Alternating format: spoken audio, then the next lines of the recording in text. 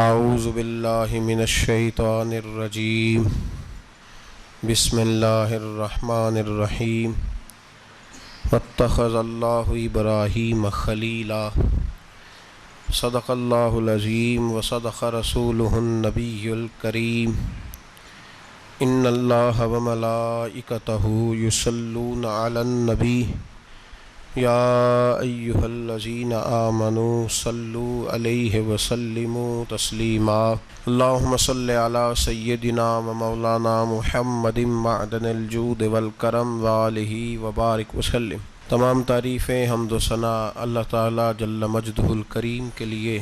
زاں بعد درود و سلام نبی محترم شفیع محتشم آقا کل ختم رسول دانائے سبل احمد مجتبیٰ جناب حضرت محمد مصطفیٰ صلی اللہ تعالیٰ علیہ وسلم کی ذات والا صفات کے لیے حمد و صلات کے بعد، عزیز دوستو، بزرگوں اور بھائیوں، حضرت سیدنا ابراہیم خلیل اللہ علی نبینا و علیہ الصلاۃ والسلام کا تذکرہ قرآن مجید نے کئی جگہوں پہ بیان فرمایا ہے۔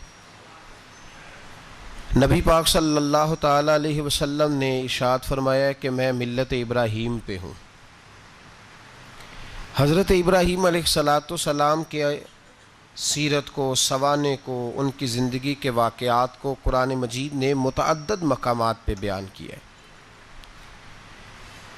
انبیاء کرام علیہم السلام 1,24,000 کم و بیش ہوئے، لیکن دین اسلام میں نبی پاک علیہ السلام کی امت میں جو مقام حضرت ابراہیم کا ہے وہ بس انہی کا ہے۔ ان کی زندگی ایک بڑی خوبصورت، بڑی منفرد اور مسلمانوں کے لیے بڑی اسوہ نور دینے والی زندگی ہے۔ نبی پاک صلی اللہ علیہ وسلم نے فرمایا، میں اپنے باپ حضرت ابراہیم کی دعا بن کے دنیا میں آیا ہوں۔ اور پھر محبوب پاک سید عالم صلی اللہ تعالیٰ علیہ وسلم نے اپنی امت میں بھی جناب ابراہیم کے طریقے کو جاری رکھا۔ صحابہ نے قربانی کے بارے میں حضور سے پوچھا، ما ہذہ الاضحیہ، یا رسول اللہ صلی اللہ علیہ وسلم یہ قربانی کیا ہے؟ تو فرمایا، سنت ابیکم ابراہیم، یہ تمہارے باپ حضرت ابراہیم کا طریقہ ہے، یہ تمہارے باپ حضرت، حالانکہ قربانی نبی پاک صلی اللہ علیہ وسلم کا بھی طریقہ ہے، لیکن فرمایا تمہارے باپ حضرت ابراہیم کے ذکر کو باقی رکھا۔ اللہم صلی علی محمد وعلی آل محمد کما صلیت علی ابراہیم وعلی آل ابراہیم، ان کے تذکرے کو باقی رکھا دین کے اندر۔ حضرت ابراہیم بڑی امتیازی شان والے نبی ہیں، بڑی امتیازی شان والے۔ رب کریم کا وہ دوست جس نے کوئی چیز بچا کے نہیں رکھی، ہر شے ہی اپنے رب کی بارگاہ میں پیش کر دی۔ چند چیزوں سے انسان کو بڑا پیار ہوتا ہے، گھر اسے بڑا پیارا ہوتا ہے۔ وہ بڑا خوبصورت ہوٹل، 5 سٹار ہوٹل میں رہا، وہ اسلام آباد گیا، کسی سفر پہ گیا تو بڑے اعلیٰ قسم کے اس کو کھانے ملے، بڑی چیزیں ملی، لیکن کبھی دائیں کروٹ کبھی بائیں کروٹ۔ تو ساتھ بیڈ پہ دوست تھا تو اس نے کہا، صاحب سو جاؤ، تو اس نے کہا، یار جو مزہ اپنے گھر میں سونے کا ہے وہ کسی اور جگہ تھوڑی ہے۔ گھر بڑا پیارا ہوتا ہے، انسان کو لگاؤ ہوتا ہے، جس بے تکلفی سے، سکون سے، آرام سے انسان اپنے گھر میں وقت بتاتا ہے، کہیں اور مشکل ہو جاتا ہے۔ دوسرا، انسان کو اولاد بڑی پیاری ہوتی ہے، بڑی عجیب شے، نہ ہو تب بھی بڑا دکھ ہے، اور ہونے کے بعد بھی اس کی بڑی آزمائشیں، یہ بڑی ایک میٹھی چیز ہے۔ اولاد ایک بڑا عجیب سا میوہ ہے، پتہ نہیں یہ کس انجیکشن کا نام ہے کہ چھاتی پر چڑھ جائے تو اللہ سکون عطا فرما دیتا ہے، پتہ نہیں کس ٹھنڈی دولت کا نام رب کریم نے اولاد رکھا ہے، بڑی پیاری ہوتی ہے اولاد۔ پھر تیسری چیز، انسان کی اپنی جان ہے، اور یہ اتنی قیمتی شے ہے کہ اللہ کریم نے فرمایا کہ اگر تیری گردن پہ کوئی آدمی پستول رکھ کے، تلوار تیرے گلے پہ رکھ کے کہے نا کہ رب کا انکار کر دے ورنہ مار دوں گا، تو فرمایا وقتی طور پہ میری ذات کا انکار کر پر جان بچا جا۔ اگر تو مرنے کے قریب ہو گیا ہے اور حرام شے کھائے بغیر تو بچ نہیں سکتا، مر جائے گا، تو فرمایا چل تو اس طرح کر، حرام کھا کے جان بچا، پر جان بچانا فرض ہے، ضروری ہے۔ وطن بڑا پیارا، اولاد بڑی پیاری، جان بڑی پیاری، پر حضرت ابراہیم سے رب کریم نے فرمایا چل ابراہیم کوئی چیز دے، تو کہا یا اللہ تینوں ہی تیرے نام پہ قربان کرتا ہوں، تیری ہوئی ساری، ہر شے تیری۔ حضرت ابراہیم نے دین کے لیے، آپ شہر بابل کے قریب پیدا ہوئے تھے، وہاں سے مصر آئے، مصر سے فلسطین آئے، اور فلسطین سے آ کر کے کعبہ آباد فرمایا۔ زندگی سفروں میں گزری، سفر ایک تکلیف والی چیز ہے، پر حضرت ابراہیم نے وطن چھوڑ دیا، گھر چھوڑ دیا۔ جان بڑی عزیز ہوتی ہے اصل میں نا، جب انسان جد و جہد کرتا ہے نا دین کے لیے، تو اس کے رستے میں بڑی چیزیں آتی ہیں، کبھی اولاد، کبھی گھر، کبھی باہر، کبھی حکومتیں، کبھی سیاستیں، کبھی چدراہٹیں، اس کے رستے میں بڑا کچھ آتا ہے اور اسے ہر چیز کو فیس کرنا پڑتا ہے۔ گھر کے اندر بھی جنگ ہوتی ہے اور گھر کے باہر بھی لڑائی ہوتی ہے، یہ آسان ہے ہی نہیں۔ ہم تو خیر ہتھیار چھوڑ کے پھینکنے والے لوگ ہیں، ہم بھولے بھالے لوگ ہیں، ہم کہتے ہیں میں نے تو کہا تھا مہندی نہ کرو، پر بیٹے نہیں مانے، بولے جو ہوئے۔ اسی طرح حالانکہ اگر وہ بیٹا کہے نا کہ ابا جی لاؤ زندگی میں سارا کچھ میرے نام کرو، تو پھر ہم بولے نہیں ہوتے، اور اس وقت ہم تیز ہوتے ہیں، کہتے ہیں یہ کیسے ہو سکتا ہے، ہاتھ کاٹ کے دے دوں۔ اس وقت نہیں، دین کے معاملے میں بولے ہوتے ہیں۔ بیٹا بد مذہب کے پاس جا رہا ہے تو اس وقت ہم بولے بھالے ہیں، کوئی عرض نہیں، لیکن اگر وہ اپنی پسند کی شادی کرے ہمیں کراس کر کے، پھر ساتھ ہی ہم تیز ہو جاتے ہیں۔ تو حضرت ابراہیم نے جب دین کے لیے نکلے تو جد و جہد کی، گھر کے اندر بھی گھر کے باہر بھی۔ آپ کے والد کا نام طارق ہے، وہ توحید پرست تھے، ایماندار تھے، پرہیزگار تھے۔ آپ کے چچا کا نام آزر ہے، وہ بت پرست تھے، بت بیچا کرتے تھے۔ حضرت سیدنا ابراہیم علیہ السلام جب میدان عمل میں نکلے تو حضرت ابراہیم علیہ السلام نے اپنے گھر سے جہاد شروع کیا، لڑنا پڑا۔ گھر کے اصولوں سے، چچا نے جو رواج بنائے ہوئے تھے اس رواج سے ٹکرائے۔ فرمایا میں اپنے گھر کے اندر یہ بت پرستی نہیں ہونے دیں گا۔ چچا کو ایک دفعہ نہیں، بار بار 100 دفعہ سمجھایا۔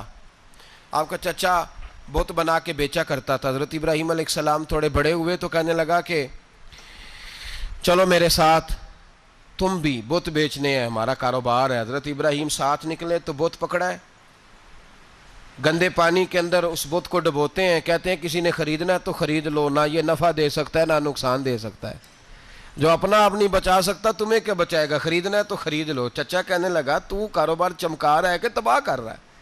گھر میں بڑے معاملات خراب ہوئے، جھگڑے ہوئے، لیکن حضرت ابراہیم علیہ السلام ایک منٹ کے لیے بھی اپنے گھر کے اندر بھی کمپرومائز کرنے کو تیار۔ یہ تھوڑا مشکل میں نے پہلو چھیڑ دیا ہے، یہ تھوڑا مشکل پہلو چھیڑ دیا ہے۔ بڑا سمجھدار آدمی ہے پر بیوی سے پردہ نہیں کرا سکتا، سیانا ہے، پنچایت کا بندہ ہے، جو اس سے آپ کہیں گے وہ بات یہ سنائے گا، لیکن کہتا ہے نہیں جی میں نے کوشش کر لی ہے۔ کس قسم کی کوشش ہے صاحب، یہ کیسے ہو گیا؟ حضرت ابراہیم علیہ السلام نے گھر کے اندر سے فرمایا نہیں کرنے دوں گا، گھر کے اندر بھی ٹکرائے، فرمایا تم جو بھی ہو، پاش پاش کیا چچا کے اصولوں کو، اور باہر جب نکلے تو صرف علاقے کے چیئرمین سے نہیں ٹکرائے، ایم پی ایم این اے وزیر مشیر سے نہیں ٹکرائے، سپر پاور نمرود دنیا کا واحد حکمران تھا اس وقت، دوسرا کوئی حکمران ہی نہیں تھا، اکیلے حکمران سے جا کر ٹکرائے، کوئی ساتھ فوج نہیں تھی، کوئی ساتھ ان کے طاقت بظاہر دنیا داری کی کوئی نہیں تھی، پر حضرت ابراہیم جا کے ٹکرائے، اور میرے رسول پاک صلی اللہ علیہ وسلم نے سند بیان کی، فرمایا افضل الجہاد کلمۃ الحق عند سلطان الجابر، فرمایا سب سے افضل جہاد یہ ہے کہ تو ظالم بادشاہ کے سامنے کھڑے ہو کے حق بات بیان کر دے، یہ سب سے بڑا جہاد ہے، یہ سب سے افضل الجہاد کلمۃ الحق عند سلطان الجابر، سب سے بڑا جہاد۔ حضرت ابراہیم کھڑے ہو گئے، سپر پاور سے ٹکرائے۔ یہاں ہم لوگ حکمتوں کا شکار ہیں، دیکھیں گے، کریں گے، سوچیں گے، اور مولوی صاحب کو ویسے کہتے ہیں آپ پرہیز کریں سیاسی باتوں سے. بھئی اللہ کے ہر نبی نے جا کے وقت کے ظالم حکمران کو لتاڑا ہے, للکارا ہے. یہ تو مشن انبیاء ہے. حضرت سیدنا ابراہیم علیہ السلام نے جو اس کو جا کے کہا کہ تو جھوٹ بولتا ہے, تو جھوٹا ہے, تو خدائی کا دعویٰ کرتا ہے, تو بہت بڑا ظالم ہے. اور قرآن مجید نے اس ساری بات کو بیان فرمایا ہے. حضرت ابراہیم علیہ السلام سے کہنے لگا میں رب ہوں. تو آپ نے فرمایا میرا رب تو وہ ہے جو زندہ کرتا اور مارتا ہے. تو پھر آپ حق بات بیان کریں گے تو اللہ مارے گا کہ بندہ مارے گا؟ کچھ بھی نہیں ہوتا, کیونکہ زندگی موت کس کے ہاتھ میں ہے؟ اللہ کے ہاتھ میں. زندگی موت اللہ, کچھ بھی نہیں ہوتا. انسان صحیح سمت کا تعین کرے اور صحیح چلے. حضرت علی شیر خدا سے کسی نے کہا تھا کہ آپ کے بڑی دشمنی ہے, کوئی محافظ رکھ لیں. آپ فرمانے لگے موت خود بہت بڑی محافظ ہے, وقت سے پہلے آتی ہی نہیں. بڑی محافظ ہے, وقت سے پہلے. علامہ نورانی رحمۃ اللہ تعالیٰ علیہ کراچی جیسے شہر میں رہا کرتے تھے, جہاں گام پہ خطرہ تھا. لوگوں نے کہا حضرت اتنے بڑے لیڈر ہو, آپ کی جماعت کی 62 سیٹیں ہوئیں قومی اسمبلی میں, ایک ایسا وقت بھی آیا تو کوئی ایک آدمی بندوق والا. آپ فرمانے لگے مجھے ضرورت ہی نہیں, اس لیے کہ جس خدا رسول کے لیے میں نکلا ہوں وہ خود ہی حفاظت کرنے والے ہیں, ضرورت نہیں ان چیزوں. تو بھائی حضرت ابراہیم ٹکرائے, اور آپ کا انداز کیا ہے؟ جا کے کہا کہ تو نہیں, خدا وہ ہے جو زندہ کرتا. اور اس نے ایک بیوقوفوں جیسی دلیل دی. ایک آدمی کو کل پھانسی دینی تھی تو اس کو بلایا, کہنے لگا تجھے کب پھانسی ہے؟ اس نے کہا کل. کہنے لگا جا تجھے آزاد کیا, زندگی دی, اس کو چھٹی دے دی. ایک عام آدمی بیچارہ بیٹھا تھا, اس کو پکڑ کے نا کہنے لگا اس کی گردن اڑا دو. کہنے لگا دیکھ لو میں بھی زندہ کرتا اور مارتا ہوں, وہ جو کل مرنے والا تھا میں نے زندہ کر دیا ہے, اور جس کو پتہ ہی نہیں تھا کہ میں نے مرنا ہے اسے پکڑ کے میں نے مار دیا ہے. یہ بیوقوفوں جیسی دلیل ہے. حضرت سیدنا ابراہیم علیہ السلام چاہتے تو اسی وقت دلیل توڑ دیتے کہ تو کیا بیوقوفوں جیسی بات کر رہا ہے, اگر تو زندگی دیتا ہے تو مرے ہوئے میں جان ڈال کے دے جس کو تو نے مارا ہے. لیکن حضرت ابراہیم نے دیکھا کہ بیوقوف ہے, بیوقوفوں سے بحث نہیں ہوتی, دلیل بدل لی جاتی ہے, ان کی عقل کے مطابق بات کی جاتی ہے. حضرت ابراہیم فرمانے لگے میرا رب وہ ہے جو سورج مشرق سے نکالتا ہے اور مغرب میں غروب کرتا ہے. تو اگر رب ہے تو مغرب سے نکال کے مشرق میں غروب کر. فبہت الذی کفر, کافر لاجواب ہو گیا, اس کے پاس اس چیز کا کوئی جواب نہیں تھا. علامہ اسماعیل حقی نے خوبصورت فقرہ لکھا ہے, خوبصورت جان ڈال دی ایک جملہ کہہ کے. حضرت سیدنا علامہ اسماعیل حقی رحمۃ اللہ علیہ فرمانے لگے چونکہ نمرود بیوقوفوں جیسی باتیں کر رہا تھا, اگر وہ یہ کہہ دیتا نا کہ میں سورج کو نکالتا ہوں مشرق سے, میں غروب کرتا ہوں معاذ اللہ مغرب میں نکالتا ہوں, تو آپ اپنے رب سے کہیے کہ وہ مغرب سے نکال کے مشرق میں غروب کرے. علامہ اسماعیل حقی فرماتے ہیں رب کریم کی آواز قدرت تھی, مالک حضرت ابراہیم علیہ السلام کے اس, اگر وہ کہہ دیتا اور حضرت ابراہیم دعا کر دیتے تو رب کریم نے فرشتوں کو تیار بٹھایا ہوا تھا. فرمایا اگر یہ کہہ دے میرے خلیل سے کہ سورج مغرب سے نکال کے مشرق میں غروب کرنا ہے تو تیار رہنا, جس طرح خلیل کہیں گے ویسے ہی کر دیں گے. واتخذ اللہ ابراہیم خلیلا, ابراہیم ہمارا دوست جو ہوا, جیسے کہے گا ویسے کر دیں گے. حضرت سیدنا ابراہیم علیہ السلام کی باتوں کا جب جواب نہ دے سکا, دلیل نہیں بندہ دیتا, پھر لڑائی کرتا ہے, پھر جھوٹے موٹے اعتراض کرتا ہے. دلیل ختم ہوتی ہے تو لوگ ذاتیات پہ اترتے ہیں, کہتے ہیں یہ کھانستا صحیح نہیں, دیکھتا صحیح نہیں. دلیل ختم, اب ذاتیات پہ اترے, کہنے لگے مجھے پتہ چلا ہے کہ یہ فلانی جگہ گیا تھا تو وہاں جا کے اس نے اس طرح کیا ہے. پھر لوگ ذاتیات پہ اترتے ہیں, جب دلیل کا جواب دلیل سے نہیں دے پاتے پھر ذاتیات پر اتر کر حملے کرتے ہیں. حضرت ابراہیم کے دلائل کا جواب نمرود نہ دے سکا تو کہنے لگا کہ اس کو آگ میں ڈال دو. قوم گئی ہوئی تھی ساری, آپ نے بات سنی ہوئی ہے, میں نے صرف اشارہ دینا ہے, میلے پہ. تو حضرت سیدنا ابراہیم علیہ السلام نے سارے بت توڑ دیے, کلاڑا بڑے بت کی گردن پہ رکھا. واپس آئے, کہنے لگے بت کس نے توڑے ہیں؟ تو فرمایا اس سے پوچھ لو جس کی گردن پہ کلاڑا ہے.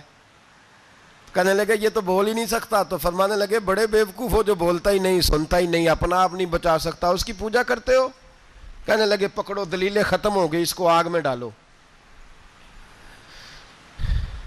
بہت بڑی حویلی 45 فٹ مربع پہ مشتمل ایک حویلی بنائی گئی اور 45 فٹ اونچی. مختلف روایات علامہ اسماعیل حقی کہتے ہیں کہ 3 مہینے تک نمرود نے کہا کہ اس کے اندر لکڑیاں ڈالو. لوگ پوچھنے لگے کتنی دنیا جلانی ہے؟ کہنے لگا بندہ تو ایک جلانا ہے پر بندہ بڑا تگڑا ہے, ایک بندہ. 3 مہینے لکڑیاں ڈالی گئیں. اور لوگوں کی جو تہمات ہوتی ہیں نا وہ بڑی عجیب ہوتی ہیں. تہمات میں نے بڑی تفصیل سے رمضان المبارک میں گفتگو کی تھی. بدشگونی تہمات لوگ لیتے ہیں. اس وقت بھی لوگ تہمات کا شکار ہو گئے. عقیدہ بگڑ جاتا ہے تو وہ عجیب و غریب باتیں کرنے لگتا ہے. تہمات کا شکار ہو گئے. بیبیاں نظر مانتی, میں بیمار ہوں اگر صحیح ہو گئی تو اتنے من لکڑی دوں گی حضرت ابراہیم کی آگ جلانے کے لیے. ایک عورت لے کے جا رہی ہے لکڑیاں, تو ایک نیک دل آدمی نے اس سے پوچھا کہاں جا رہی ہو؟ کہنے لگی میں نے منت مانی تھی تو حضرت ابراہیم علیہ السلام کو معاذ اللہ جلانے کے لیے لکڑیاں لے کے جا رہی ہوں. تو وہ رب کریم کے بندے کہنے لگے تو ڈھونڈتی رہے گی تجھے وہ جگہ ملے گی نہیں. وہ بی بی کئی مہینے گھومتی رہی, جگہ ہی نہیں ملی جہاں لکڑیاں ڈالنی, ماری گئی. تہمات کا شکار ہوئے بہت سارے لوگ. تہمات کا بھائی, تہمات دین کے اندر منع ہے. تہمات دین میں کوئی نظر ماننا, کوئی کسی بزرگ کے مزار پہ جا کے سالے ثواب کے لیے کوئی چیز ماننا, یہ تو درست ہوا. لیکن غیر شرعی نظریں مان لینا کہ میں آگ کے گرد چکر لگاؤں گا, میں جناب وہاں جا کے یہ والا تماشا کروں گا, میں دھاگا باندھوں گا, میں رسا کاٹوں گا, میں وہاں گندے اور سے پانی پیوں گا, ان کی شریعت اجازت, یہ تہمات ہیں, بدشگونی ہے. دین میں ان کی کوئی گنجائش. آپ نظر ماننے سے پہلے بھی کسی عالم سے رابطہ کریں کہ میں منت مانگنے لگاؤں تو کیسے ماننی چاہیے, اس کا طریقہ پوچھیں. ایسے ہی غلط چیز کی منت تھوڑی مان لی جائے گی. بہرحال آمدام برسر مطلب حضرت ابراہیم کے لیے آگ جلائی گئی. 45 فٹ اونچی آگ ہے, پرندہ بھی اوپر سے گزرتا ہے تو نیچے گر جاتا ہے جل کے. اتنے دن لگا کے آگ جلائی گئی. اب حضرت ابراہیم کو جلایا جانے لگا ہے. یہاں تو موجیں ہیں نا, جو کسی ادارے کا سربراہ ہے اس کے لیے موج ہے, کسی جگہ آفیسر بن گیا تو موج ہے, پیر صاحب کے لیے موج ہے, علامہ صاحب کے لیے موج ہے, خطیب صاحب کے لیے موج ہے. جلنا کس کو پڑتا ہے؟ وہ علی کوئی نہیں رہا اللہ ماشاء اللہ. وہ لوگ گزر گئے جو تکلیفیں سہ کے کام کرتے تھے, گزر گیا زمانہ. حضرت سیدنا ابراہیم علیہ السلام کو جلایا جانے لگا ہے تو اب اتنی بڑی آگ ہے تو ڈالیں کیسے؟ شیطان نے تجویز دی کہ منجنیق بناؤ. منجنیق, بڑے بڑے بانس باندھ کے ان کے نیچے رسا باندھو. وہ جس طرح جھولنے کے لیے جھولا بنایا جاتا ہے, اس طرح ایک منجنیق پرانے زمانے میں اس میں پتھر رکھ کے پھینکے جاتے تھے دشمنوں پہ. وہ منجنیق بنائی گئی کہ دور سے حضرت ابراہیم کو پھینکیں گے. ہاتھ حضرت ابراہیم کے باندھ دیے, پاؤں مبارک باندھ دیے, پوری زمین پہ ایک نام لینے والا خدا کا. اور اس کو آج رسیوں میں جکڑا ہوا ہے. جب پھینکا جانے لگا نا آگ میں, حوریں رونے لگیں, فرشتے تڑپنے لگے, اے اللہ یہ کیا ہونے لگا ہے؟ ایک تیرا خلیل اور وہ بھی آگ میں. فرمایا جاؤ جا کے اس سے کہو اگر تمہاری مدد لیتا ہے تو اسے بچاؤ. ہوا کا فرشتہ آیا, کہا ابراہیم اگر تو کہے. او بھائی, ان چیزوں کو کہانی سمجھ کے نہ سنا کریں, یہ داستان نہیں, یہ وہ طریقے ہیں جو ہمارے رسول نے ہمیں اپنانے کا حکم ارشاد فرمایا ہے. جو عقیدے, یہ وہ نظریات ہیں جو ہمیں اوڑھنے کو کہا گیا. اپنے رب کریم کی رضا پہ راضی رہنے کے یہ وہ خوبصورت مواقع ہیں صوفیاء نے جن کو بنا کر سمجھا کر ہم تک پہنچایا ہے. یہ ہے اہل طریقت کی باتیں. وہ کہتے ہیں یار جس حال میں رکھے راضی رہنا ہے. حضرت ابراہیم علیہ السلام کو پھینکا جا رہا ہے, فرشتہ آیا, اے اللہ کے خلیل اگر حکم دو تو اتنی ہوا چلاؤں کہ نمرودی جل جائیں سارے, آگ ان پہ پھینک دی جائے. آپ نے فرمایا تو جا, تجھ سے مجھے کوئی کام نہیں. تھوڑی دیر کے بعد پانی کا فرشتہ آیا, کہا حضور اتنی بارش برساؤں گا کہ آگ بجھ جائے گی. فرمایا تو جا, تجھ سے کوئی کام نہیں.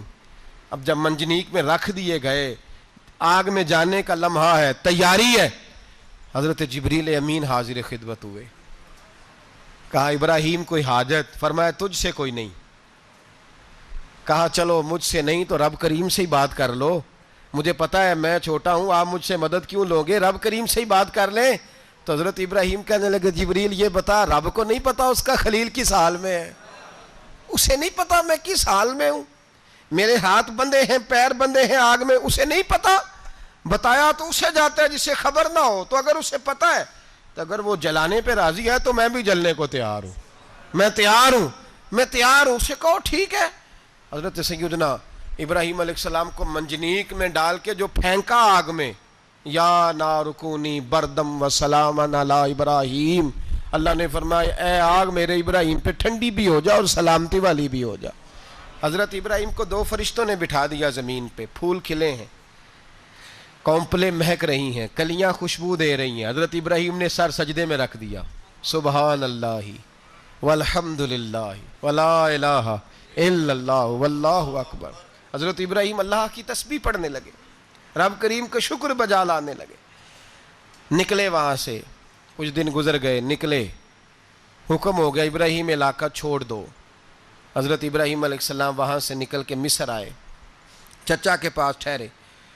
انہوں نے اپنی بیٹی جناب سارہ کا نکاح کر دیا۔ کچھ آگے بڑھے تو ایک ظالم بادشاہ سے ٹکرائے، اس نے ایک شہزادی، ایک بادشاہ کی بیٹی قید کی ہوئی تھی، جناب ہاجرہ نام تھا، ان کو قید سے چھڑا کے ساتھ لائے۔ حضرت لوط علیہ السلام بھی ساتھ، یہ 4 لوگوں کا قافلہ چلا، فلسطین میں جا کے پڑاؤ ڈالا، گھر بار چھوڑا، تبلیغ شروع ہوئی۔ حضرت ابراہیم کے گھر میں 2 خواتین ہیں، ایک آپ کی بیوی ہیں، ایک حضرت ہاجرہ ہے، اولاد کوئی نہیں، بڑا میوہ ہے میٹھا۔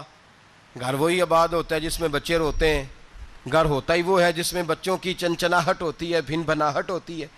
حضرت ابراہیم نے ایک بچہ روتے ہوئے دیکھا تو آنکھوں میں آنسو آئے، کہنے لگے ربی حب لی من الصالحین، یا اللہ مجھے بھی نیک اولاد عطا کر دے۔ حضرت سارہ نے سن لیا، کہنے لگی ابراہیم شاید میرے بطن سے تو آپ کو نصیب نہیں، ہاجرہ سے نکاح کر لو۔ جناب ہاجرہ سے نکاح ہوا۔ اللہ تو بڑا بے نیاز ہے، رب کریم نے حضرت اسماعیل جیسا خوبصورت بیٹا عطا فرمایا۔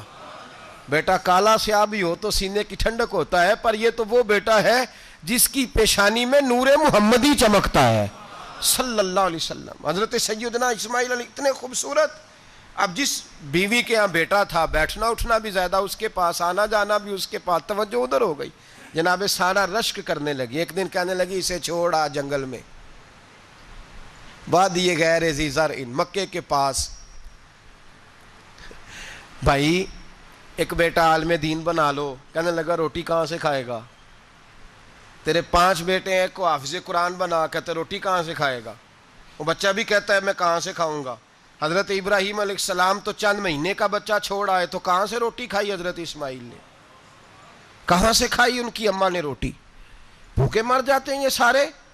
میں بڑی ذمہ داری سے کہا کرتا ہوں کہ جتنی خوبصورت روٹی اللہ کریم دین کے خادموں کو عطا کرتا ہے شاید کسی اور کے نصیب ہوتی ہو، لیکن ہم لوگ توجہ ہی نہیں کر رہے، ہمارا ذوق ہی نہیں بن رہا، ہم یہ محنت ہی نہیں کر رہے کہ قوم کو مستند علماء کی ضرورت ہے، علاقوں کے علاقے خالی ہیں، ادھر ہمارا مزاج ہی نہیں بن رہا، توجہ ہی نہیں دین کی خاطر۔ اور پھر چلے بچے تو بعد کی بات ہے نا، جو ابھی خود جوان ہے وہ بھی یہ دعا، ایک صاحب مجھے کہنے لگے میں دعا مانگ رہا ہوں اللہ مجھے بیٹا دے تو میں اسے دین پہ لگاؤں گا، تو میں نے کہا آپ بھی بوڑھے نہیں ہوئے، آپ خود ہی لگ جائیں، بیٹا تو ابھی آئے گا تو لگے گا نا، تو آپ تو اس وقت ہے تو آپ تو پہلے لگے نا صاحب، 2 گھنٹے تو نکال کے آئے، دین سیکھنے کو کافی ہے۔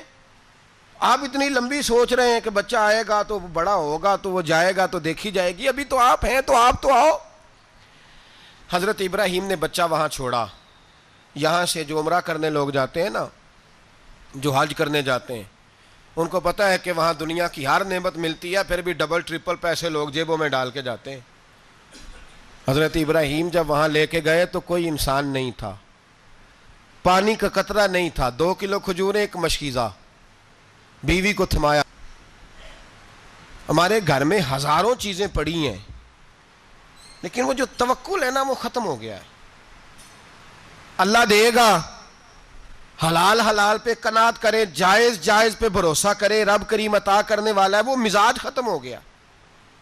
حضرت سیدنا ابراہیم علیہ السلام 2 کلو کھجوریں، ایک مشکیزہ پانی کا دے کر کے، اور وہاں بٹھایا آپ نے اپنے بچے کو اور اپنی زوجہ جناب ہاجرہ کو، اور بٹھا کر کے واپس پلٹنے لگے تو حضرت ہاجرہ سلام اللہ علیہ نے آواز دی، کہا ابراہیم کس کے سہارے پہ چھوڑ کے جا رہے ہو؟ جہاں آب زمزم کا کنواں ہے نا، جو لوگ گئے ہیں جنہوں نے صفا مروہ کی صحیح کی ہے، صفا مروہ سے باہر نکلے نا، سرکار کی ولادت کا مقام ہے، اس جگہ پہ آب زمزم کا کنواں تھا، وہاں حضرت سیدنا ہاجرہ کو بٹھایا، کوئی چیز نہیں، کوئی درخت نہیں، کوئی کھیت نہیں، کوئی پانی نہیں، کوئی کنواں نہیں، وہاں بٹھایا اور بٹھا کر کے نکلنے لگے تو جناب ہاجرہ فرمانے لگی ابراہیم کس کے سہارے پہ چھوڑ کے جا رہے ہو؟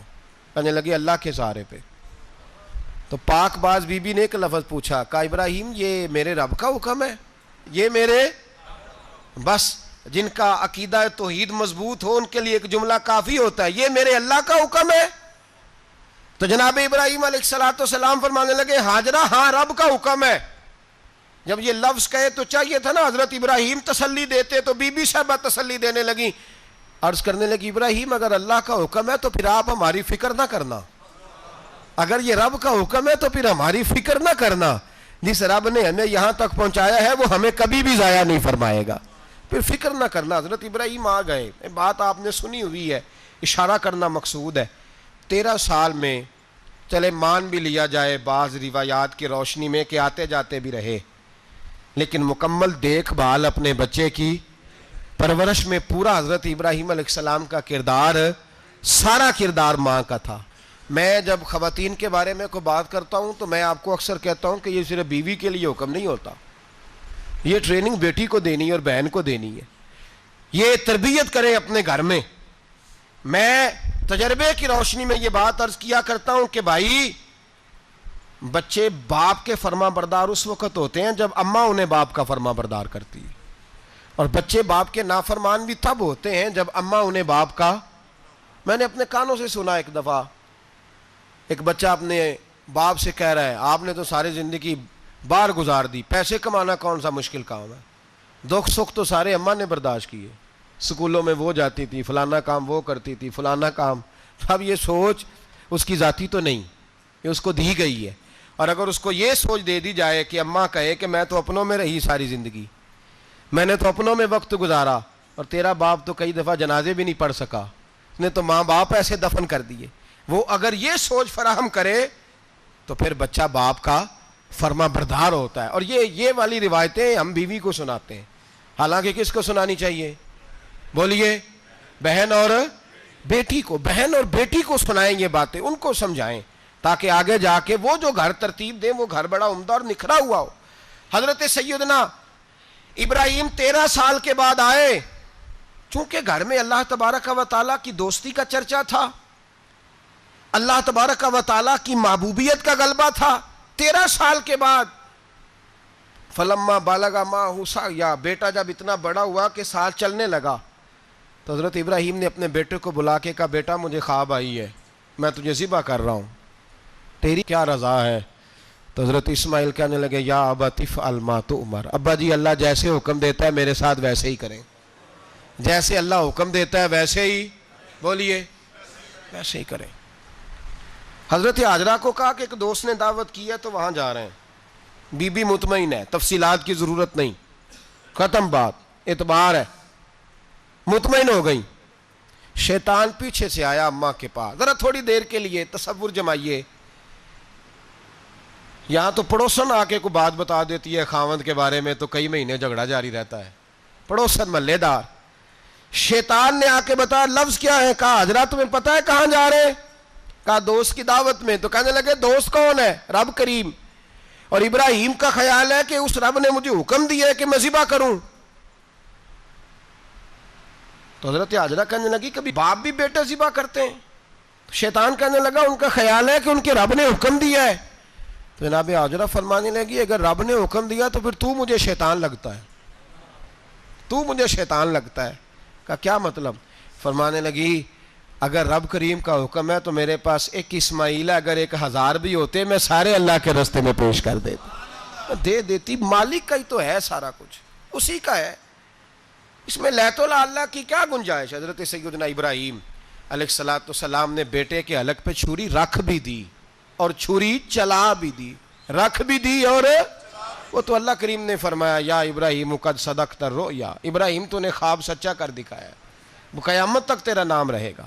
حضرت ابراہیم نے وطن بھی دیا، جان بھی دی، بیٹا بھی، اللہ کریم نے دمبے دیے، فرمایا یہ فدیہ ہے۔ اب یہ قربانی قیامت تک حضرت ابراہیم کے طریقے کے مطابق جاری ہے. حضرت ابراہیم بہت بڑے مہمان نواز تھے, بہت بڑے. آپ جب مصر میں قیام تھا تو بڑے بڑے لمبے چوڑے لنگر پکتے تھے, لوگ آیا جایا کرتے تھے, بڑا تفصیل کے ساتھ کھانا ہوتا تھا. مہمان نوازی آپ کی خاص صفت مبارکہ ہے. ہمارے ہاں بھی مہمان نوازی ہوتی ہے امیروں کی, بلکہ اب تو مہمان نوازی اس طرح کی ہے کہ کل تیری میرے پاس دعوت ہے اور پرسوں میری تیرے پاس ہے. وہی امیروں میں وہ چکر رہتا ہے, پارٹیاں دوست ایک دوسرے کو ڈالتے ہیں, تیری طرف پارٹی تیری طرف. اور اسی انداز میں اب یہ عید آئے گی نا, ٹکا پارٹیاں ہوں گی جگہ جگہ. اور لوگ سوال پوچھنے لگے ابھی سے, کہتے ہیں قربانی کا کتنا گوشت گھر رکھنا جائز ہے, قربانی کا کتنا گوشت گھر رکھنا جائز ہے؟ سارا ہی جی. اس لیے فریزر لے لے, فریج سے نہیں کام چلے گا. سارا ہی جہاز گھر رکھنا سارا ہی جائز ہے, رکھ لیں. او خدا کے بندے, قربانی وہ بندہ دیتا ہے جو سارا سال ہی گوشت کھاتا ہے. صحیح کہہ رہا ہوں؟ قربانی صاحب نصاب صاحب استطاعت بندہ دیتا ہے نا, تو وہ سارا سال ہی گوشت, تو سارا گھر میں رکھنا بھی جائز ہے, لیکن سارا دے دینا بھی. تو جو آ رہی ہے اس پہ کیوں توجہ کرتے ہو, جو دوسرا جائز ہے اس پہ کیوں نہیں عمل کرتے؟ سارا تقسیم کر دیں, بات ختم ہوئی. یقین کریں, محرم میں جا کے دوست ٹیلی فون کر کے سوال پوچھتے ہیں, کہتے ہیں صاحب سنا ہے قربانی کا گوشت محرم میں کھانا جائز نہیں. میں کہ نہیں, ربیع الاول چ بھی جائز جے, رجب رمضان تک کھاؤ, کوئی بندہ نہیں منع کرتا. اس لیے کہ کسی کو دینا تو پسند ہی نہیں. یا پھر اس میں سے جو خاص چیزیں ہیں وہ اپنی فریج میں, اور باقی جو ہے وہ دوسروں کے لیے. یہ کیا طریقہ ہے ہمارا؟ اور اسی پہ عمل ہے. اللہ تبارک و تعالی ہمیں سمجھنے کی توفیق عطا فرمائے. حضرت ابراہیم بہت بڑے مہمان نواز تھے. صرف قربانی نہیں دیتے تھے, سارا سال بہت سارا لنگر, بہت سارا کھانا پینا, بہت ساری چیزیں جاری رہتی تھیں. اور جتنے غریب لوگ تھے فلسطین کے, ان کو پتا تھا کہ حضرت ابراہیم علیہ السلام کا لنگر جاری ہے. فلسطین میں جب آپ کا قیام تھا, ایک دفعہ ڈھیروں مہمان آ گئے اور کھانے کو کوئی چیز نہیں. حضرت سارہ اور جناب ہاجرہ دونوں اس وقت موجود تھیں. وہ کہنے لگی ابراہیم بہت سارے مہمان آ گئے ہیں تو کیا کریں؟ جناب سارہ کہنے لگی کس طرح کر کے ان کی مہمان نوازی کرنی. اور حالات یہ ہیں کہ قحط پڑا ہوا ہے فلسطین میں, مصر میں, دور دراز علاقوں میں. تو حضرت ابراہیم کہنے لگے یہ اللہ کے مہمان ہیں اور ہمیں رب کریم کا بندہ سمجھ کے آ گئے ہیں, اللہ ہی بندوبست کرے گا. فرمانے لگے میرا مصر میں ایک دوست ہے, وہ قحط کے دنوں میں غلہ جمع کر لیتا ہے, میں اس کی طرف پیغام بھیجتا ہوں, مجھے امید ہے وہاں سے غلہ ملے گا. 2 3 5 اونٹ والے غلام بلائے اور ان کو کہا کہ جاؤ غلہ لے آؤ مصر کے دوست سے. وہ لوگ کہتے ہیں ہم غلہ لینے گئے, وہاں جب پہنچے تو حضرت ابراہیم خلیل اللہ علیہ السلام کا پیغام دیا تو آپ کا وہ دوست کہنے لگا غلہ تو بے شمار تھا, مجھے خبر نہیں تھی کہ حضرت ابراہیم کا پیغام آئے گا, تو میں تو سارا تقسیم کر چکا ہوں, لوگ لے گئے, اب تو کوئی شے نہیں. اب وہ خالی آ گئے 5 کے 5 اونٹ. جب خالی آئے تو حضرت ابراہیم کی حویلی کی دیواریں چھوٹی چھوٹی تھیں. ان غلاموں میں سے, خادموں میں سے, آپ کے ان چاہنے والوں میں سے ایک کہنے لگا یار وہ غریب تو انتظار کر رہے ہوں گے کہ غلہ لینے گئے ہیں, ہمیں روٹی ملے گی. چھوٹی چھوٹی دیواریں ہیں, وہ جب دیکھیں گے نا خالی آ گئے تو انہیں تکلیف ہوگی. اس طرح کرو بوریوں میں ریت بھر لیتے ہیں, ریت بھر کے لے جاتے ہیں, بعد میں اندر رکھ کے انہیں سمجھا بہلا لیں گے یا حضرت ابراہیم کو بتائیں گے, وہ خود ہی ان لوگوں کی دل جوئی فرمائیں گے. اب غلہ کی جگہ ریت بھر کے اونٹوں پہ رکھ کے لائی گئی. لا کے بوریاں جب رکھ دی گئیں, حضرت ابراہیم علیہ السلام دوپہر کے وقت آرام فرما رہے تھے. بی بی سارہ اٹھی, کہتی ہیں جب میں نے دیکھا نا کہ بوریاں پہنچ گئی ہیں تو گئی, غلام کو ساتھ لیا اور اس کو جب کھولا نا تو کہتی اتنی حسین گندم میں نے پہلے کبھی دیکھی نہیں تھی, اتنا پیارا دانہ میں نے کبھی ملاحظہ ہی نہیں کیا تھا. فرماتی ہیں جب اس کو پیس کر چکی میں روٹیاں پکائیں تو خوشبو دور دور تک پھیل گئی, اعلیٰ غذا بنی, بڑے بڑے کھانے بیبیوں نے مل کے پکائے, چن دیے گئے. حضرت ابراہیم اٹھے تو لوگ کھانا کھا رہے ہیں, سجدہ شکر ادا کیا, اور جب سجدے میں گئے تو وحی آنے لگی, پھر رونے لگے. جب پلٹ کر باہر تشریف لائے تو جناب سارہ کہنے لگی ابراہیم تمہارا مصری یار بڑا اچھا ہے, اس نے اتنی اعلیٰ گندم بھیجی ہے کہ اتنی تو میں نے پیاری گندم کبھی دیکھی نہیں. جناب ابراہیم مسکرائے, فرمانے لگی سارہ یہ مصری یار نے نہیں بھیجی، یہ میرے عرشی یار نے بھیجی ہے، یہ میرے عرشی یار نے بھیجی ہے۔ بھائی مہمان نوازی مزاج تھا، ہاتھ لٹا دینا مزاج تھا، دوسروں کی اشک شوئی مزاج تھا۔ حضرت ابراہیم علیہ السلام کا طریقہ ہے قربانی، حضور نے ان کا طریقہ بیان کیا۔ اگر سال کے بعد قربانی دینا ان کا طریقہ ہے تو سارا سال غریبوں کو روٹی دینا بھی حضرت ابراہیم کا طریقہ ہے، سارا سال غریب کی نوکری کرنا یہ بھی حضرت ابراہیم کا طریقہ ہے، بھوکے کو کھانا کھلانا یہ بھی۔ میرے مصطفیٰ کریم سید عالم صلی اللہ علیہ وسلم سے صحابہ نے پوچھا حضور بہترین مسلمان کون ہے؟ بہترین مسلمان؟ تو حضور نے فرمایا جو سلام لینے میں پہل کرے اور غریب کو روٹی کھلانے میں سب سے اچھا ہو، وہ بہترین مسلمان ہے، زبردست مسلمان۔ ہمارے ہاں دعوتیں ہوتی ہیں تو امیروں کی، افطاریاں ہیں تو امیروں کی، اور میرے مصطفیٰ کریم علیہ السلام نے فرمایا بدترین دعوت ہے جس میں امیر بلائے جائیں غریب نہ بلائے جائیں، وہ بدترین دعوت حضرت ابراہیم کا طریقہ رہا، ساری زندگی مہمان نوازی۔ اور دوسرا ان کا مزاج تھا، اللہ سے پیار ہو گیا تھا نا، جب رب کریم سے محبت ہوتی ہے نا اور محبت کا احساس ہوتا ہے دل میں، پھر سجدے لمبے ہوتے ہیں۔ عام آدمی تو نماز بھی نہیں پڑھ سکتا، جس سے خدا سے محبت ہوتی ہے وہ تہجد بھی نہیں چھوڑ سکتا۔ وہ یہ محبت کی بات ہے نا، جس کو پیار ہوتا ہے اس کی تہجد بھی ہے، اس کی اشراق بھی ہے، چاشت بھی ہے، اس کے عمرے بھی ہیں، اس کے حج بھی ہیں، اس کے بار بار کعبۃ اللہ کے دیدار بھی ہیں۔ یہ محبت الہی ہے، جوش مارتی ہے۔ ان لوگ سجدہ کرتے ہیں تو اٹھتے ہی نہیں، اللہ کے بندوں سے پیار کرتے ہیں اللہ کی۔ حضرت ابراہیم کو رب کریم سے اتنی محبت تھی، اتنا پیار تھا کہ وہ آپ کی زندگی کے ہر پہلو سے چھلکتا تھا۔ ایک وقت ایسا آیا کہ اللہ تعالیٰ نے حضرت ابراہیم کو بہت زیادہ مال عطا فرمایا، اتنے اونٹ گنے نہیں جاتے، گائیں اتنی زیادہ کہ شمار نہیں ہوتی، بکرے بکریاں اتنی زیادہ کہ شمار، بہت زیادہ مال اللہ نے عطا فرمایا۔ اور ابھی کچھ عرصہ پہلے آپ پیچھے جائیں نا تو جو لفظ مال تھا وہ روپے پہ تو بولا ہی نہیں جاتا تھا، وہ جانوروں پہ بولا جاتا تھا۔ بہت زیادہ مال اللہ نے دیا، بکریاں، گائیں، اونٹ، بیل، بڑا کچھ۔ تو رب کریم نے فرشتوں سے فرمایا کہ وَاتَّخَذَ اللَّهُ ابراہیم خلیلا، ابراہیم میرا دوست ہے۔ تو فرشتے کہنے لگے یا اللہ جسے اتنا کچھ دیا جائے اس نے دوست تو بننا ہی ہوتا ہے، تو نوازا ہی بڑا ہے، اتنا مال، اتنے کھیت کھلیان، اتنا کچھ۔ اللہ کریم نے فرمایا جاؤ آزمائش کر لو، امتحان لے لو۔ فرشتہ امتحان لینے پہنچ گیا۔ حضرت ابراہیم کے جانور چر رہے ہیں چراگاہ میں، حضرت ابراہیم بھی ہیں، غلام بھی ہیں، بہت بڑا ریوڑ ہے، آپ تشریف فرمائیں۔ ایک فرشتہ آیا تو کھیت میں چھپ کے بیٹھ گیا اور بلند آواز سے کہنے لگا سبحان اللہ والحمد للہ ولا الہ الا اللہ واللہ۔ یہ تسبیح بڑی پسند ہے، محبوب نے ان کی فضیلت بیان کی۔ اب وہ حضرت سیدنا ابراہیم علیہ السلام کھڑے تھے تو وہ کھیت میں بیٹھ کے تسبیح پڑھنے لگا سبحان اللہ والحمد للہ ولا الہ الا اللہ۔ حضرت ابراہیم کہنے لگے یہ میرے رب کا نام کون لے رہا ہے؟ بڑی اس کی میٹھی آواز ہے، بڑی، کون ہے؟ ڈھونڈنے لگے، گھومتے گھومتے اس کے پاس چلے گئے، فرشتہ انسانی شکل میں، تو میرے رب کا ذکر کر رہا تھا؟ اس نے کہا میں ہی کر رہا تھا۔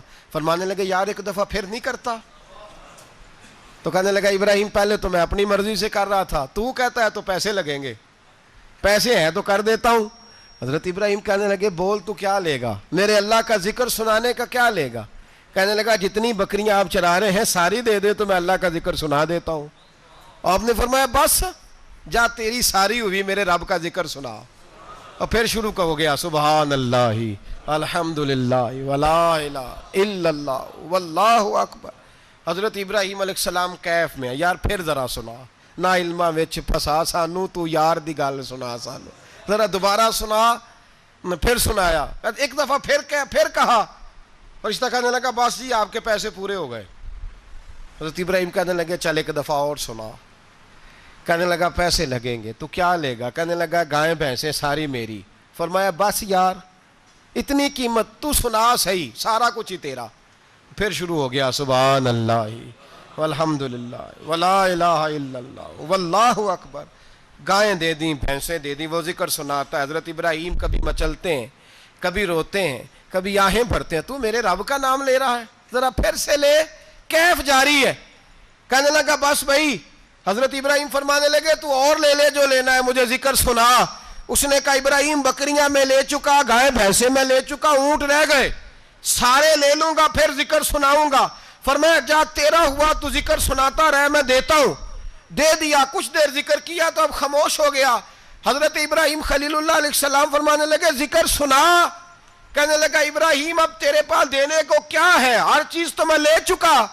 آپ فرمانے لگے یہ گائے بھینسیں بکریاں چرانے کے لیے تجھے کوئی نوکر ملازم بھی تو چاہیے نا, تو اس طرح کر مجھے رکھ لے, میں روٹی نہیں مانگوں گا, کھانا نہیں مانگوں گا, تو اللہ کا ذکر سناتا رہنا, میں تیرے جانوروں کی نوکری کرتا رہوں گا. حضرت ابراہیم علیہ السلام نے جب یہ کہا نا, فرشتے کی آنکھوں میں آنسو آ گئے. تر دامنی پہ شیخ ہماری نہ جائیے, ہم دامن نچوڑ دیں تو فرشتے وضو کریں. فرشتہ رو پڑا اور کہنے لگا ابراہیم مجھے سینے سے لگاؤ, آپ واقعی اس قابل ہیں کہ اللہ آپ کو اپنا دوست بنائے, واقعی اس قابل ہے کہ رب آپ کو اپنا. حضرت ابراہیم علیہ السلام کا خدا سے محبت کرنے کا نرالا انداز. اور میرے بھائی یہی محبت انہیں میرے مصطفیٰ سے بھی تھی. ایک نبی گھر بنا رہا ہے, دوسرا بنوا رہا ہے. حضرت اسماعیل علیہ السلام پتھر اٹھا اٹھا کے لا رہے ہیں, جناب ابراہیم بنا رہے ہیں. جب خانہ کعبہ بن گیا تو کہنے لگے ربنا وابعث فیہم رسولا, اے اللہ اب اسے بسانے کے لیے اپنا آخری رسول بھی عطا فرما. نبی پاک فرماتے ہیں میں دعا ہوں حضرت ابراہیم کی.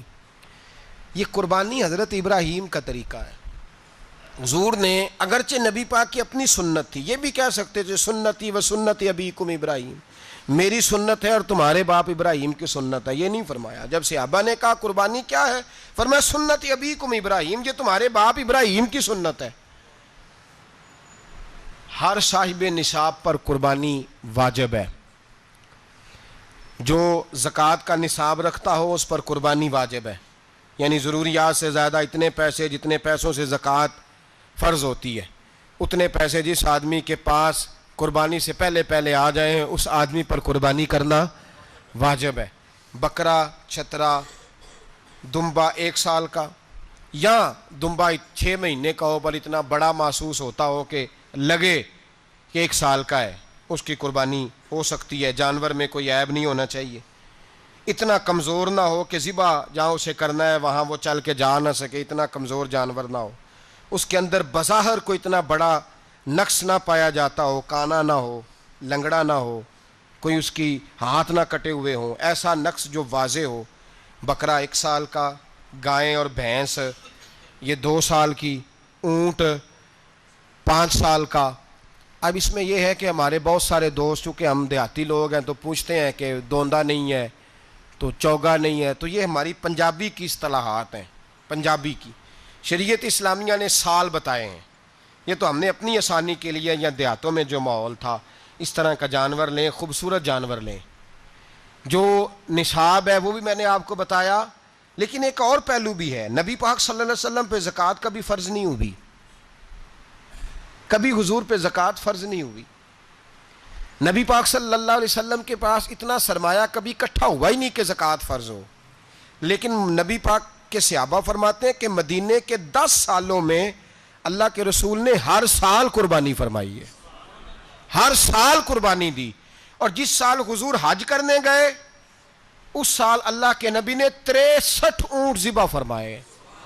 اور حضور صلی اللہ علیہ وسلم جب اونٹ ذبح کرنے لگتے نا تو صحابہ کہتے ہیں اونٹ خود دوڑ کے حضور کے سامنے آ کے لیٹ جاتا اور نبی پاک اسے ذبح کرتے اور فرماتے ہیں ایک دوسرے کو دھکے دیتے اونٹ کے, پہلے میں نے جانا ہے ذبح ہونے کے لیے, پہلے میں نے. انہیں پتا تھا کہ جو مصطفیٰ کے ہاتھوں ذبح ہوگا وہ تو دائمی زندگی پا جائے گا, یہاں بھی وہاں بھی زندہ. 63 اونٹ ذبح کیے. ایک اونٹ میں کتنی قربانیاں ہوتی ہیں؟ 7. اب 63 کو 7 سے ضرب دو گے تو کتنی بنے گی؟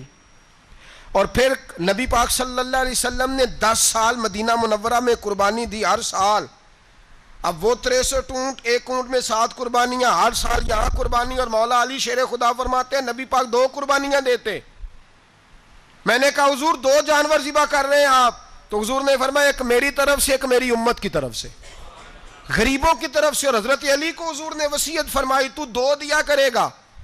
یا رسول اللہ صلی اللہ علیہ وسلم میں غلام ہوں, خادم ہوں. حضور نے فرمایا علی ایک تو نے اپنی دینی ہے, ایک میری طرف سے دینی ہے.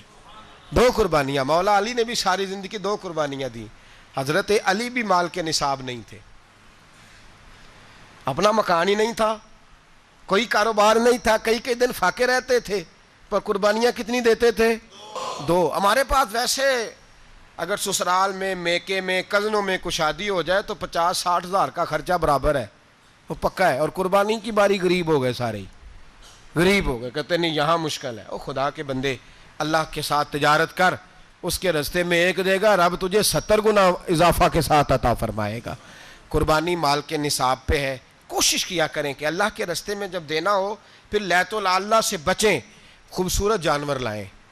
جن کو اللہ نے توفیق دی ہے ان کے لیے نصیحت ہے، جن کو اللہ نے توفیق دی۔ میں نے اپنے حضرت صاحب کو دیکھا ہے، وہ کہتے تھے کئی جانور اللہ نے بڑا نوازا ہے، کہتے ایک میرا ہے، ایک میرے ماں کا، ایک میرے باپ کا ہے، ایک میرے فلاں استاد صاحب کا، ایک میرے پیر صاحب کا ہے، یہ جانور غوث اعظم جیلانی کا نام کا دے رہا ہوں۔ اور پھر ایک بڑا خوبصورت جانور بندھا ہوتا اور حضرت خود ان کو چارہ ڈال رہے ہوتے، تو حضور یہ کیا ہے؟ فرمانے لگے یہ میں رسول اللہ کے نام پہ قربان کروں گا، یہ نبی پاک کے نام پر قربان کیا جائے گا۔ جن کو اللہ نے حیثیت دی ہے وہ کوشش کریں اپنے محبوب کی طرف سے بھی قربانی کریں، نبی پاک کے نام کی قربانی دے، خوبصورت سا جانور پیارا، پھر اس کی خدمت ہو، پھر اس کی قربانی دی جائے اور نبی پاک کے نام پر قربانی دی جائے۔ حضور نے خود وصیت فرمائی حضرت ابو بکر صدیق کو، قربانی بڑا حسین عمل ہے، اور میرے نبی پاک صلی اللہ علیہ وسلم نے ناراضگی بھی فرمائی، ذرا خوگر حمد سے تھوڑا سا گلا بھی سن لے۔ میرے حبیب نے فرمایا جو طاقت کے باوجود قربانی نہ کرے وہ ہماری عیدگاہ میں عید کی نماز پڑھنے نہ آئے، وہ نہ آئے۔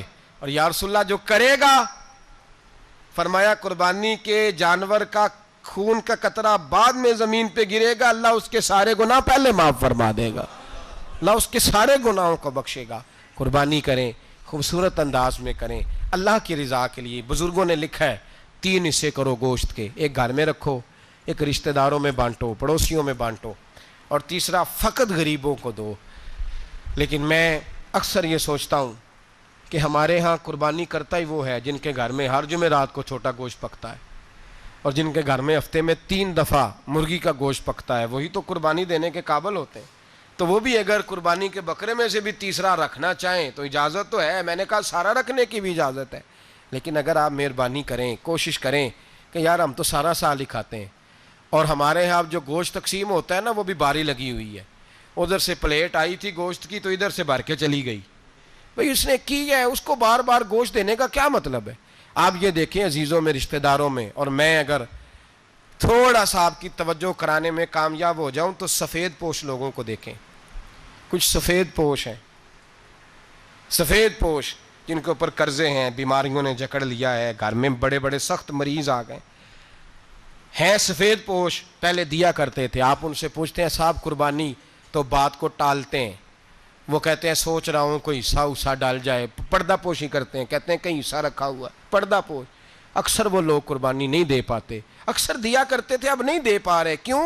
اس لیے کہ مشکلات ایسی آ گئیں۔ ان لوگوں کا خیال کریں، ان کے گھروں تک گوشت پہنچا کے آئیں، ان پر توجہ کریں۔ وہ سفید پوش آدمی کبھی ذکر نہیں کرے گا، کچھ تو ایسے ہیں جو خود پہنچ جاتے ہیں کہ ہمیں گوشت دیا جائے، لیکن کچھ سفید پوش ہیں لا یسألون الناس الحافا، اللہ فرماتے ہیں کچھ لوگ لپٹ لپٹ کے سوال نہیں کرتے، سفید پوشی کا بھرم رکھتے ہیں، کا مزاج نہیں۔ ان کی طرف دیکھیں، اپنے رشتہ داروں کو دیکھیں، خاص کر ان رشتہ داروں کو دیکھیں جن کا آپ کو پتہ ہے کہ غریب ہیں، مجبور ہیں، ان کے گھروں میں گوشت بھیجیں۔ غریب بیٹیوں، غریب بہنوں کا خیال کریں، اس طرف متوجہ ہوں، ان کے ساتھ اس نے سلوک کریں، اس طرف آپ لوگ خیال کریں۔ اللہ ہمیں سمجھنے کی توفیق عطا فرمائے۔